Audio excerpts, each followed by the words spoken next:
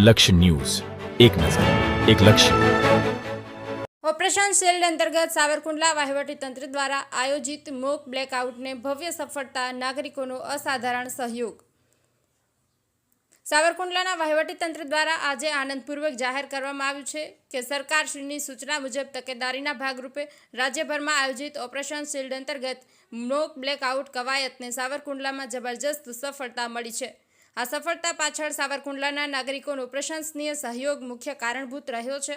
આ મોક બ્લેકઆઉટના ભાગરૂપે આજે 31 મે 2025ના રોજ રાત્રિના 8 થી 8:30 કલાક સુધી સાવરકુંડલા શહેર સ્વયંભૂ અંધારપટમાં રહ્યું હતું.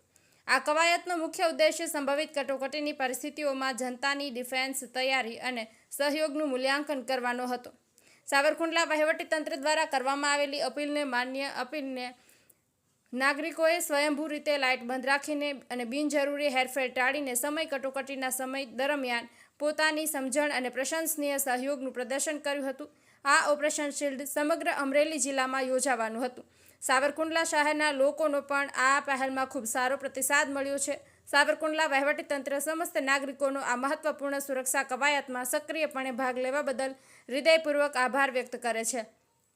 આ ભવ્ય સફળતા સ્પષ્ટપણે દર્શાવે છે કે સાવરકુંડલાના લોકો કટોકટીના સમયમાં પણ એકબીજાને સહયોગ આપવા અને સમજદારીપૂર્વક વર્તવા માટે સંપૂર્ણપણે પ્રતિબદ્ધ છે, જે ભવિષ્યની કોઈપણ પરિસ્થિતિ માટે એક મજબૂત સંરક્ષણ પૂરું પાડે છે.